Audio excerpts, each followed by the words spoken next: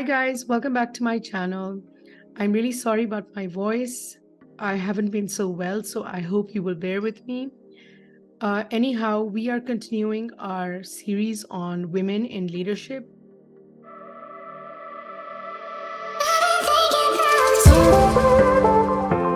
And our guest today is Anne Sigman. She is the president of HC MedNet.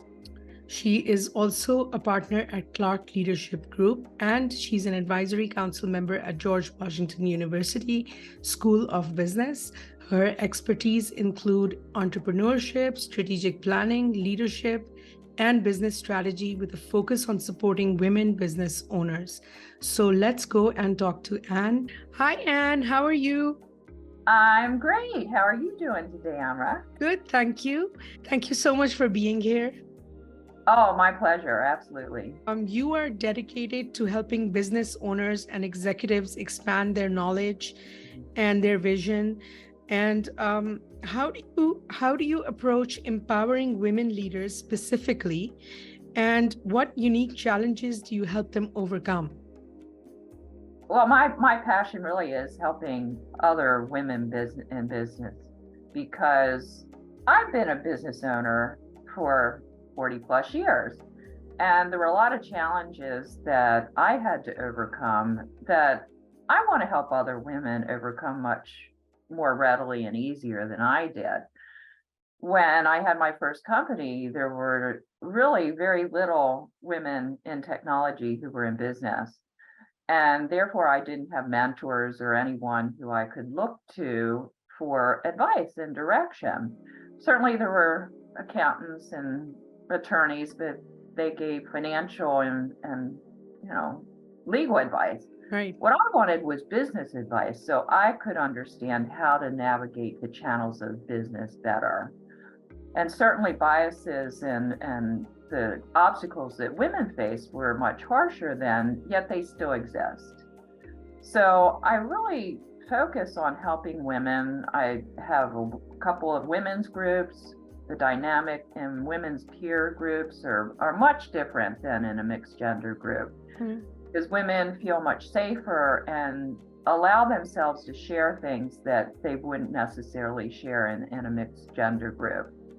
And I also work one-on-one with women to help them uncover where they may have beliefs about themselves, beliefs about things that are creating their own obstacles.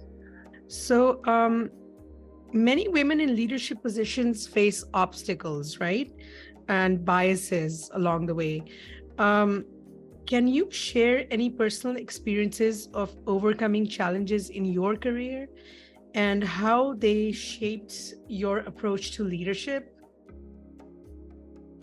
That really is a good question. It really speaks towards some of the things that I just mentioned. But one thing that comes to mind specifically is where in my first company, at the end of the life cycle of the company, we grew through mergers and acquisitions. And I was president of a company with which we merged.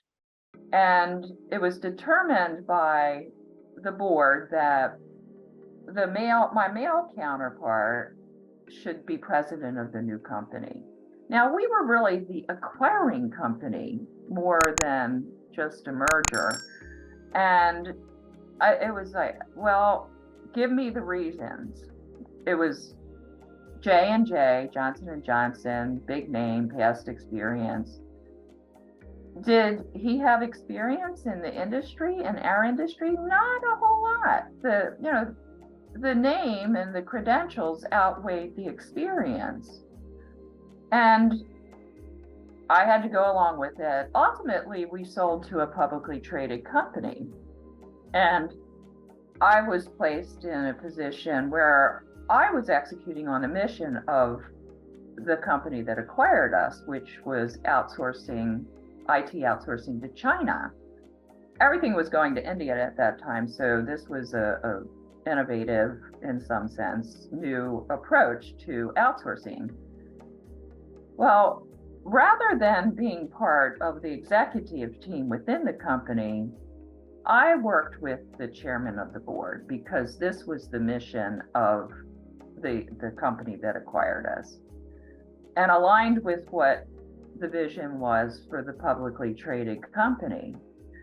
So, it was sidestepping to be in that position of leadership as opposed to being able to take that role. So in leadership, there's many different avenues to achieve what you want. And, sometimes it's actually moving in a completely different direction to get to where you want to go. It's recognizing and trying to really uncover the opportunities in a situation so that you can elevate yourself to where you want to be. At times, even in that company, I ended up stepping out because I wasn't in a role that I was fulfilled in. There was just, quite honestly, too much politics involved. Mm-hmm. When it comes to seeking high-level jobs or starting a business, do you think that women are less equipped to handle such positions? Are they less educated or aware of how to go about seeking such positions? Do they lack confidence that keeps them from taking risks in order to grow and be more successful? The education, the competence, the ability is all there. It's the perception of industry and companies and, across society that women don't have the same capabilities because women approach things differently. I actually was asked to give a talk to an agency here that is designed to support entrepreneurs and help starting new businesses. And many of the advisors are male, and I was asked to come in and talk about the difference between mentoring women and mentoring men. And the crux of my talk was that in mentorship, men want an answer. They provide answers. And many times in situations where there's a promotion between a man and a woman, the man is providing answers. The woman is providing the strategy and the journey. And that perception is what is really something I think that comes across as not being competent.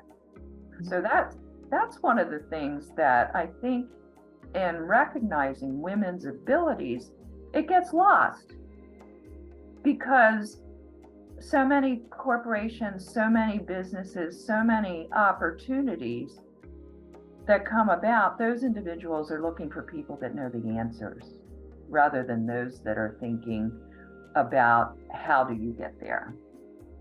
And that's something that women time and time again demonstrate so much ability. And I think it's just underrated. So I was actually reading a book by Sheryl Sandberg called Lean In. I'm sure you must have read it too.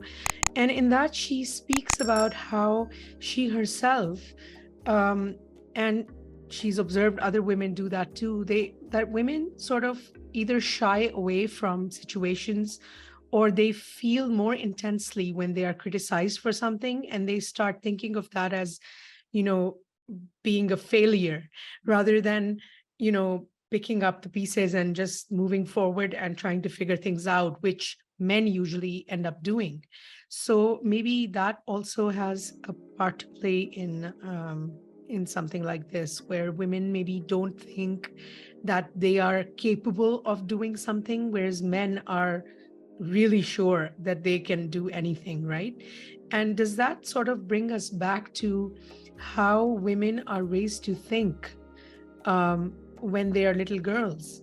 So I'm just thinking that there's different kinds of pressure on women in society, in every society actually around the world. So maybe those are things that, do you think we need to sort of, since you train women and you empower them with knowledge and vision and, understanding their abilities, Do you actually go and do you talk to them about these things, about how their own glass ceilings need to be shattered? Uh, we do create our own barriers. There's no doubt about it. Yeah, Everyone does. Yet, for women, many of them are around those stereotypes of how women should act, what their role in society is. And, there's still an imbalance in many households in the US where the caregiving, the household, is still the responsibility of the woman in the family, which puts an extra burden when she has a career and she's advancing in her career. I mean, it's not pervasive as it used to be, but it still exists in many right, households. So when you think about this imbalance of responsibility, it really does affect a woman's ability to many times focus on what needs to be done in the business, to be able to spend late nights or whatever that her male counterparts may be able to do.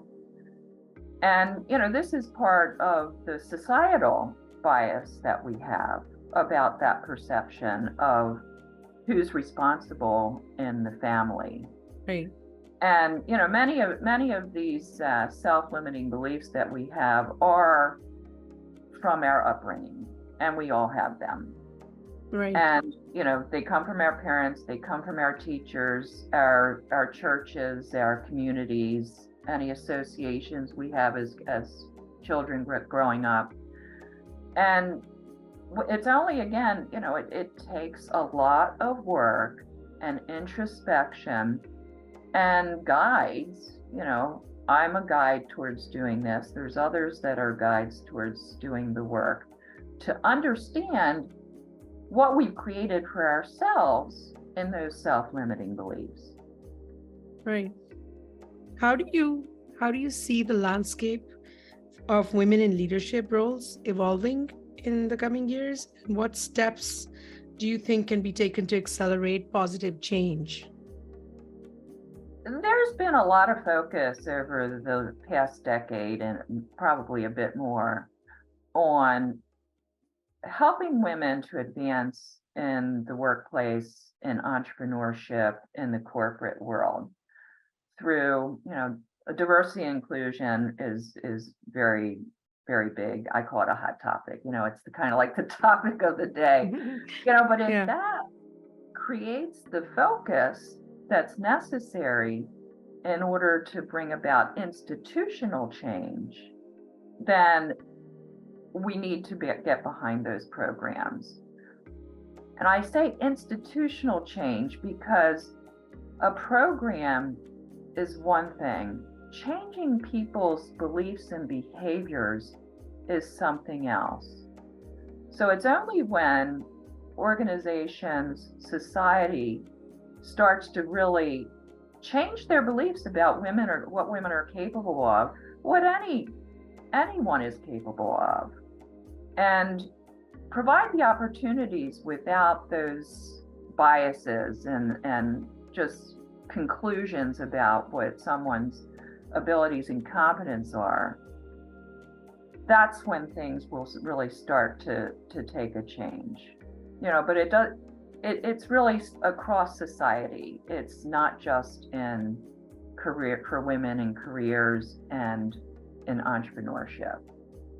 It's just a complete societal shift, and that's going to take a long time. and that would be difficult to achieve, I would think. I mean, considering what we've been seeing so far, in the sense that getting rid of bias completely is probably not going to be possible. And so so I'm thinking that maybe we should also be, and probably, I mean, that's already happening, but I'd like to know what you think of that, making women understand that, they also have to be more focused, they have to be more resilient, and they have to want to achieve that that dream that they have, and to not give up that dream just because, there are certain things, obstacles in their way. So I think that side is also really important. Unfortunately, it's harder to get rid of the biases, I think, and maybe a little easier to get women to think differently and want to grow. Well, and you talked about the influence of family as, and their surroundings, as they're growing up, creating these self-limiting beliefs. And that's what I'm talking about when I'm talking about societal change. It's Right. really starting with the family to empower young women to believe and know that they can do anything they want. I'll never forget my father telling me that all the time. My mother telling me that all the time. You can do and be anything that you want. That's really important. Yes. The You parents, know, it's simple things such as that will bring about the change, because it is in self-empowerment that will give women the confidence and the vision to be able to achieve their dreams. So, and that's the societal change I'm talking about. To bring about change now, women need to support women better and give them confidence through community. And that's a big part of what this conversation is about. I mean, I've seen situations and talked to women where they've had women supervisors that don't give them the opportunity to grow. And that's something that I just have real difficulty understanding. How one woman would not help another woman advance in their career. And I don't know that that's as pervasive as other biases, but it's this community of women helping women. Yeah. That I think will really bring about some of that change and inspiring, providing support and confidence. Yeah. And also having more women on decision-making tables should help other women, I would think, because the perspective of women will, come through in the policies if there are more women deciding things alongside men, right? Yeah, I mean, there's been so many studies saying that having that diversity in the boardroom is so beneficial. Right. Yet it's still an unbalanced equation. Yes. And I mean, there are groups, there's actually one here in Maryland that is designed to help women advance to the boardroom. And I think, that goes back to what I was saying about community and having a community of support that will really show women the path to get there, and not just show them, but really aid them along the way, whether that be opening doors, changing perceptions through their agenda and the talks that they have, but it really is an effort that all women need to make for each other. Right. Well, thank you so much for this discussion, Anne, and your insight into what is happening with women and what to do in the future. I really appreciate your being here. Thank you so much. Oh, very much my pleasure. This is my passion. I want to see women really achieve their dreams and be fulfilled by them. And anything that I can do to advance that, I'm more than happy to help. Excellent. Thank you so much. Thank you, Anne. Thank you. Thank you so much for watching, guys. If you enjoyed my conversation with Anne, if you learned something from it, please make sure to give us a thumbs up and subscribe if you haven't already, and I will see you next time. Bye-bye.